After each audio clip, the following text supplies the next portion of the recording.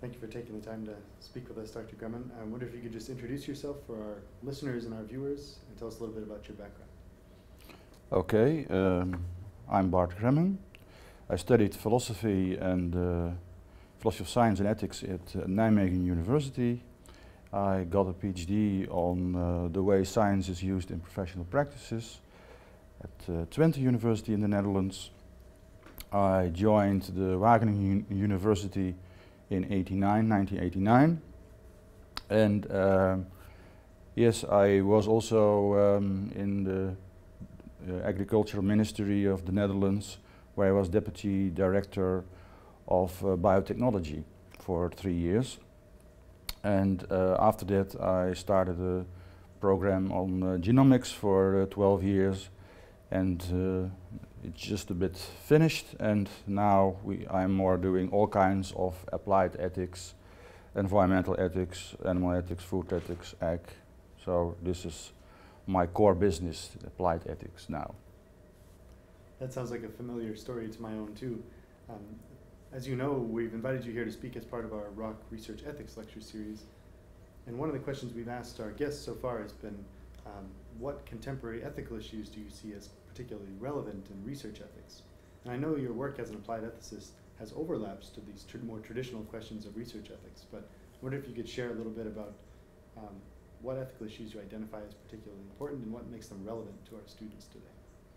Okay, yeah, for me research ethics is, most of it is is rather clear for people, because it is, of course, you cannot fabricate data or lie or whatever. So if you need to tell that to people, that's very strange, because they would say, yeah, of course, that we know that already. There are other things in the background that are important. And you could say the new ways of dealing with research ethics is, you could say, being a responsible scientist. So it's also said responsible innovation. And it's also about inventing yourself as a new expert, because expertise has become eroded with the social media, the internet. Everybody is now a Wikipedia expert.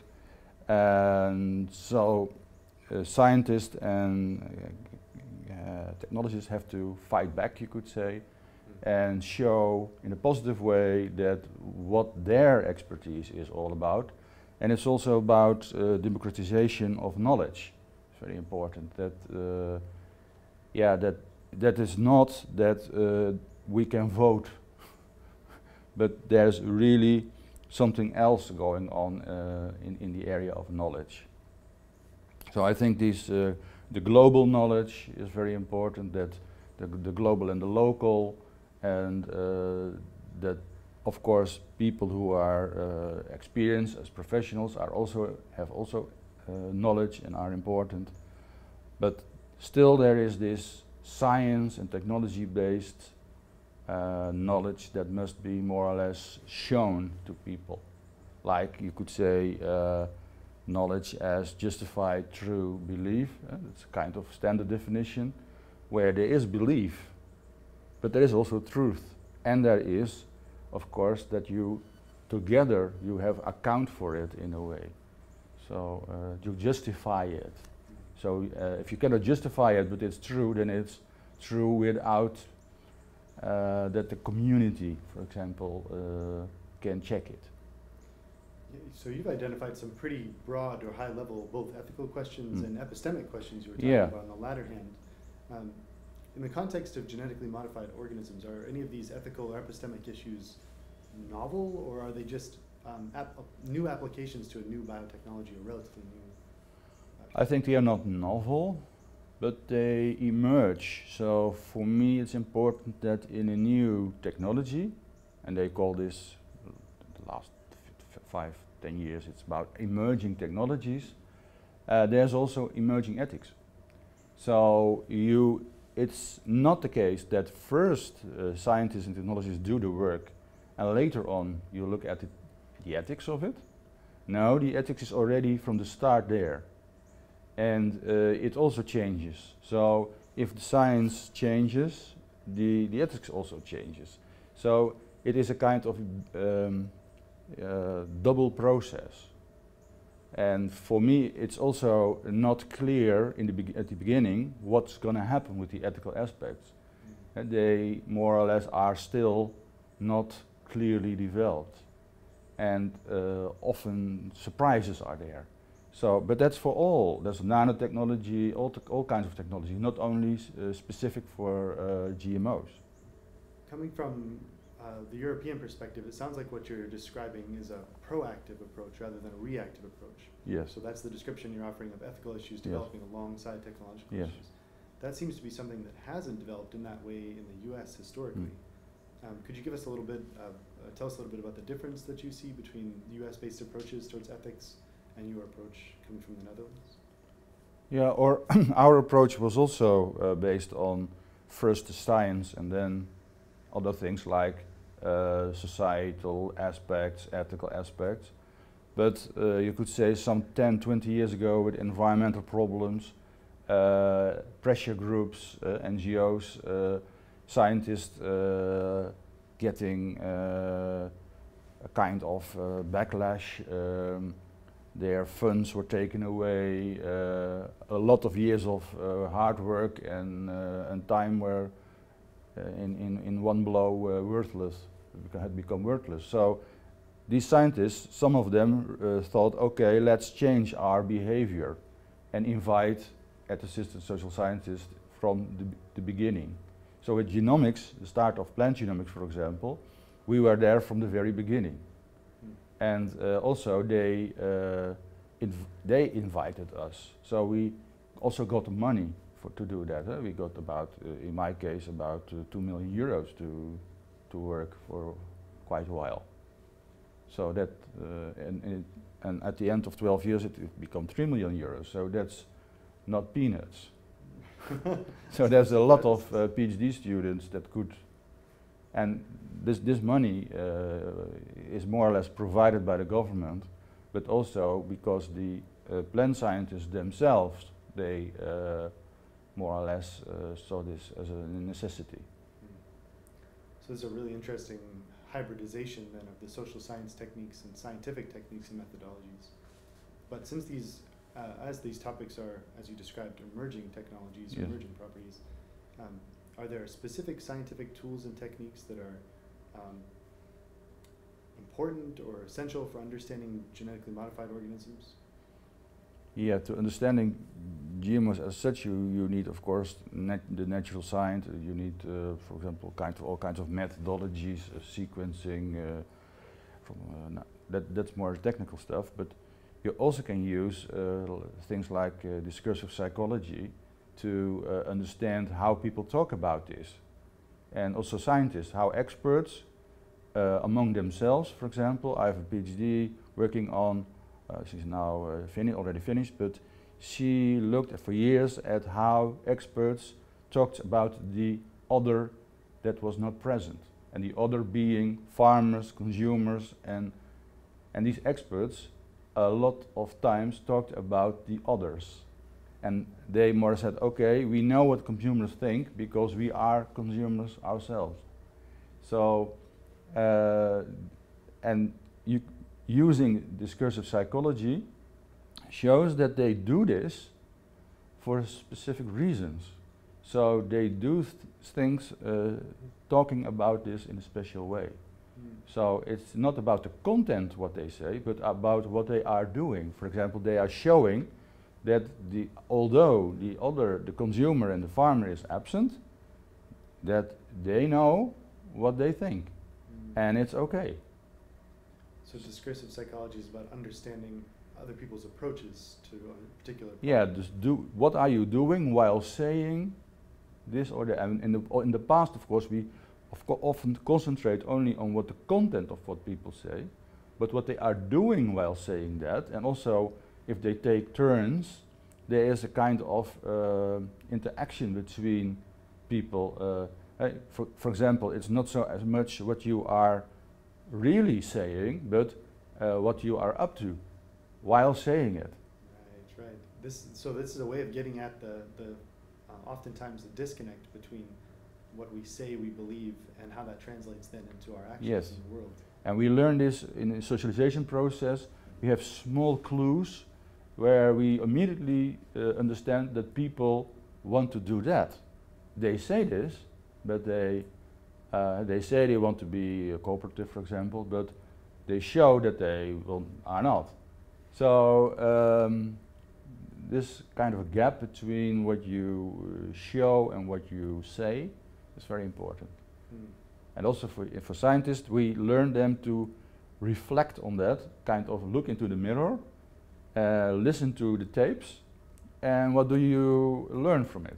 And then they said, oh, very interesting, I didn't know that I more or less said that, but also meant to do something else.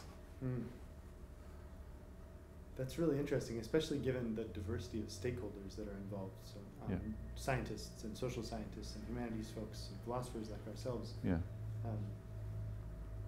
It's another sort of, to transition a little bit, one of the impetus for the workshop or the panel discussion this afternoon is to shift the discussion, or to see how the discussion might shift from food safety, food security issues around GMOs to these broader concerns about environmental considerations.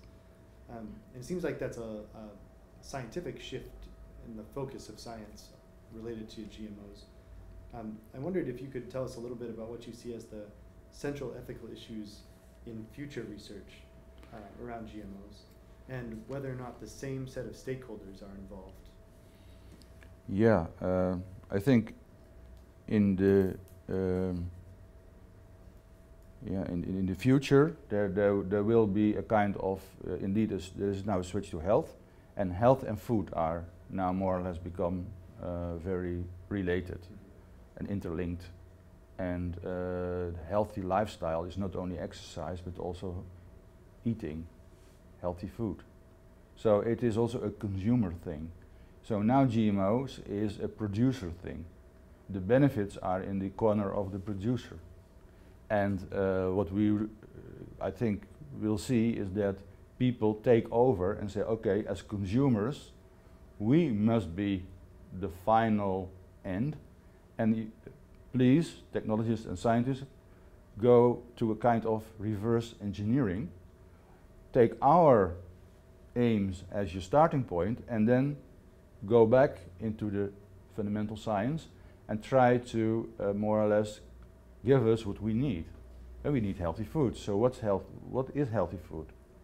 And now it's a kind of opportunities. There are some in the beginning of the GM techniques. It was what we could do without knowing a lot. And also what for the producers was more or less handy, or what they would like maybe. So the consumer is a kind of is not in the game, and also only the consumer as a citizen is in the game, represented by the government and by policymakers. And also the consumer is represented by, you could say, NGOs taking kind of action against in most cases. But I think this model is not the right model. You need to that the scientists and technologists themselves, okay, learn to focus on consumer needs, for example. And you have benefits for consumers, and of course, if you have benefits for consumers, if you can be more healthy, if food is a cure for certain diseases, then people would more or less say, okay, then I'm interested. And not if it will give a multinational a lot of leverage and shareholder benefits, okay, then why do I care about that? I'm not, if you are not a share, or if you have no shares from a company, you're not so interested. Right. Yeah, I wanted to ask you a follow-up question about the sort of the role that public perception around issues like genetically modified organisms plays. But you've described it, I think, in your your relationship or differentiation between. Yeah, but that's really an important point, because public perception, the two words, and first the perception, and I think it is often used to contrast scientific objectivity. You say, okay, we are scientists and technologists, we are objective, we have knowledge, and there is the public with its perception. Why? So it's like a pejorative sort of. Yes, so that's discursive psychology already, because when they use the word, they immediately allude to that it's just a perception, and it's of course maybe wrong, and you have to see it in another way, not biased by whatever. No, base it on objective knowledge. So for me, ethics and knowledge, or epistemology, are more or less also interlinked, and also philosophy of technology. So these questions are more or less, you can, if you like perception, it is more or less, I think, you have to, it's a wrong word. So because people don't like it, they say, yeah, then there are many perceptions, and who's right? So it's you're taking it as almost an equivalent as if I had said public opinion. It has the same sort of connotation. Yeah, like it's just an opinion among others. And public, there is no public. The public is a construction. So where is the public? Go to the public. Yeah, where? So it is a construction of social science, for example, or it is NGOs, or in our day and age, you could say it is now social media. But still it's something else, like the technology of the social media, or the activities of the NGOs, or do you mean the public that the government is more or less responsible for them? But as a group, you cannot just go to the public. So it is a more or less problematic concept, and also contested, because you could say, yeah, that's public, and also if you have the other word, private, for example, then there's another thing coming in, the companies, and so you have the public, and we all the public must benefit. So there's public, there's a liberal market, stuff like that. Sure. So there's the socio-political philosophy coming in also, using these simple words like public perception. That's why I appreciate talking with another philosopher. I think there's a carefulness with terminology and concepts. Yes. That's centrally important to conversations like this. Part of the reason we do this lecture series, a big part of the reason, is to engage with our young scholars and young faculty and graduate students. And one question I've asked all our guests for the lecture series is, if you could offer one piece of advice to young graduate students for their professionalization, what might it be? Yes, I thought about it for a while, and I think my advice would be make explicit what you are doing in a broad sense. And I mean, when you are doing while doing, so not saying while saying, but doing while doing, you almost always focus on one of these doings. But like in my view, but talking about ethics and technology, I would say that we are technology, literally, because my focus is on activity, what we do. So technology is not something that there are people and there's technology. No, we as humans are technology, literally. So the whole reality and stuff outside is just only comes alive in what we do, and we do often many things at the same time. So, and that's interesting. But if you don't know that, and only think, oh, I'm just doing this, I'm getting new knowledge. No, the new knowledge is also opportunities. Is also already the technology. So, and is already more or less new products, is also other things. So if you just restrict it to your own simple one-way thing, then you fail to see the other things you do. So that's why I say look at doing while doing, make that more explicit. And of course I know it's too complex to get everything, but a broader perspective on what you are doing. And you see that the ethics and the ethical and epistemological questions are also more or less embedded in the activity. at the same time, with the other, the technical part and the intervention part. So it's almost a constant awareness of the broader impacts for all of our activities, because every one of our doing, you're saying, is bound up in a whole network of other doings. Yeah, drinking a cup of coffee is at the same time showing that you are allowed to do that legally, that this is okay, maybe healthy. So if you look at it, it's not just the instrumental action of picking up a cup of coffee with your hand and bringing it to your mouth to drink. No, in doing that, there's a kind of constellation of things involved. Of course, you don't need to remember that every time you drink a cup of coffee. That would be absurd. But in reflection on it, you see these things combined, and they are not separated aspects. They are more or less, you have to, you can distinguish them, but not separate them. There's also a philosophical way of thinking about things. I'd like to ask you now, a lot of your work is focused on, again, sort of the conceptual issues we were just talking about. So you've done a lot of work on normatively laden or heavy or thick concepts, as Bernard Williams called them, around sustainability and biodiversity and intrinsic value, these sort of heavily normative concepts. In the context of emerging technologies, you don't have to restrict it to GMOs in this case, but in emerging technologies like GMOs, how much is that, are the terms like sustainability and biodiversity and intrinsic value shifting or changing given these new technologies?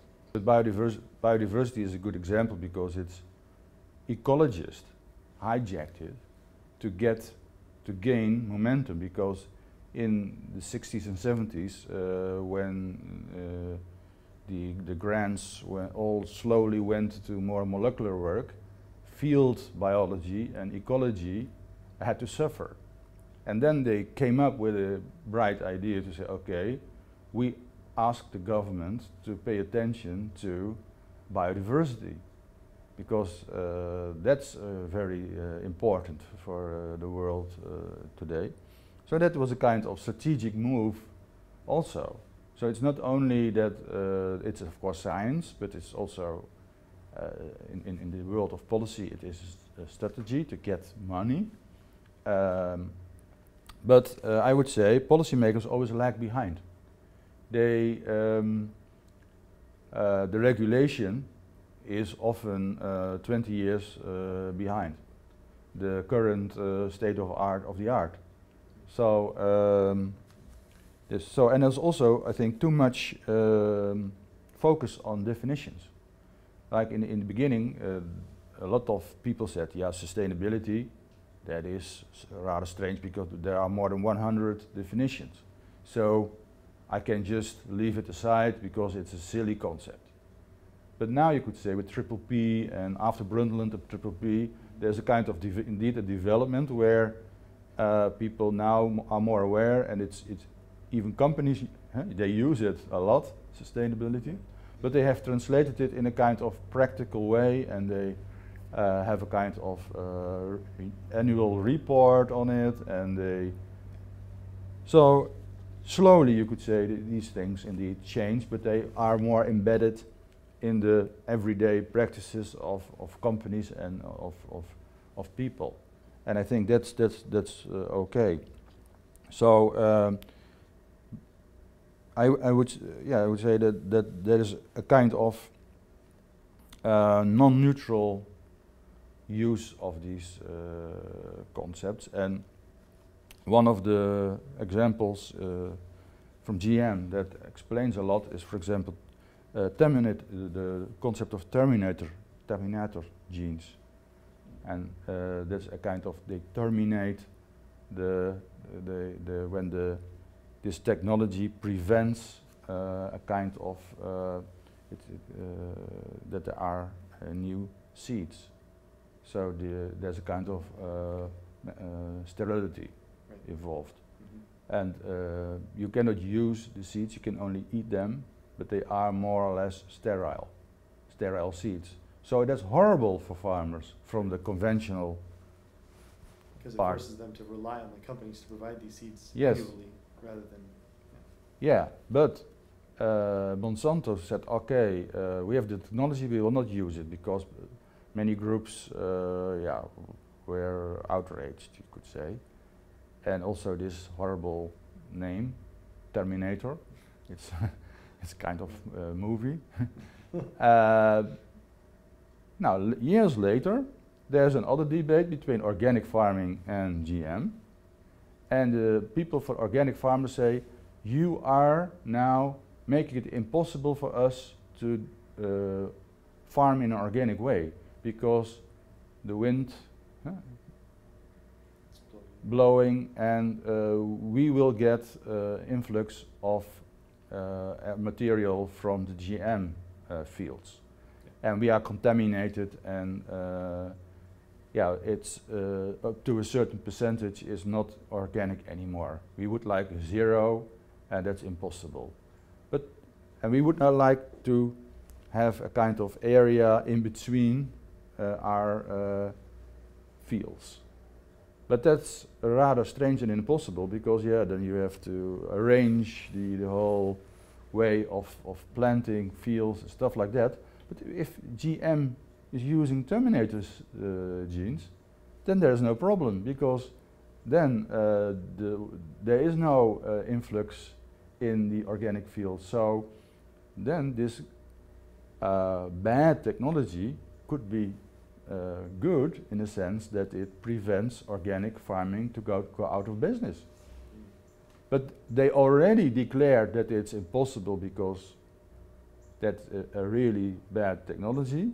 But now they could have used it in another way. But that's now prevented by the earlier moves.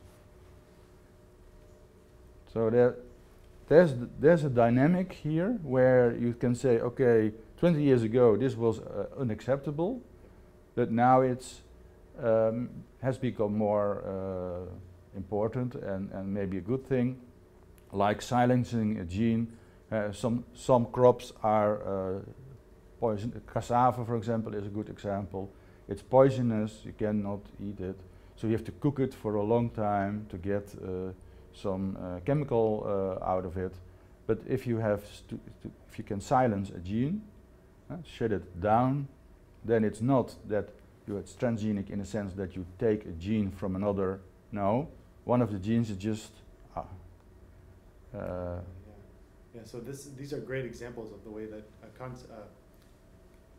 technological change can affect the goodness or badness of particular concepts, particular organisms, particular whatever. So there's this intimate linking of technology and science and ethics and values.